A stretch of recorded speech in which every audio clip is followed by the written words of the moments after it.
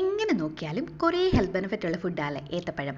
കുഞ്ഞുങ്ങൾക്ക് ഇത് ഡെയിലി കൊടുക്കുന്നത് വളരെ നല്ലതാണ്. ഇപ്പോൾ കുഞ്ഞുങ്ങൾക്ക് ഏത്തപ്പഴം കഴിക്കാൻ മടിയാണെങ്കിൽ നിങ്ങൾക്ക് ഈ ഒരു സ്നാക്സ് ട്രൈ ചെയ്ത് നോക്കാം കേട്ടോ. അപ്പോൾ അതിന് വേണ്ടിയിട്ട് നമുക്ക് ഏത്തപ്പഴം നല്ല കുനുകുനാന്ന് അരിഞ്ഞ് വേണം, പിന്നെ കുറച്ച് തേങ്ങ ചിരകിയത് കൂടി വേണം കേട്ടോ.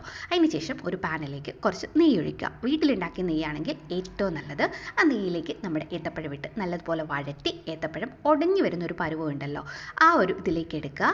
ആ സമയത്ത് നമ്മുടെ തേങ്ങ ചിരകിയതും കൂടെ ചേർത്ത് നല്ലതുപോലെ ഇളക്കി മിക്സ് ചെയ്ത് മാറ്റി വെക്കുക. ഇനി പൊടിയായിട്ട് നമുക്ക് അരിപ്പൊടിയോ അല്ലെങ്കിൽ ഗോതമ്പ് പൊടിയോ ഉപയോഗിക്കാം കേട്ടോ. ഇവിടെ ഞാൻ അരിപ്പൊടിയാണ് എടുക്കുന്നത്.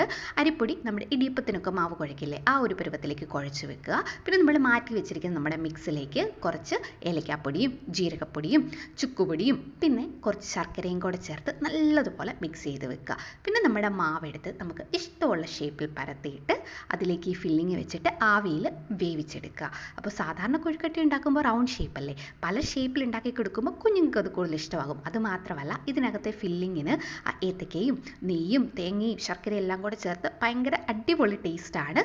അപ്പോൾ ഇഷ്ടമായിട്ടുണ്ടെങ്കിൽ ഒന്ന് ട്രൈ ചെയ്ത് നോക്കൂ കേട്ടോ.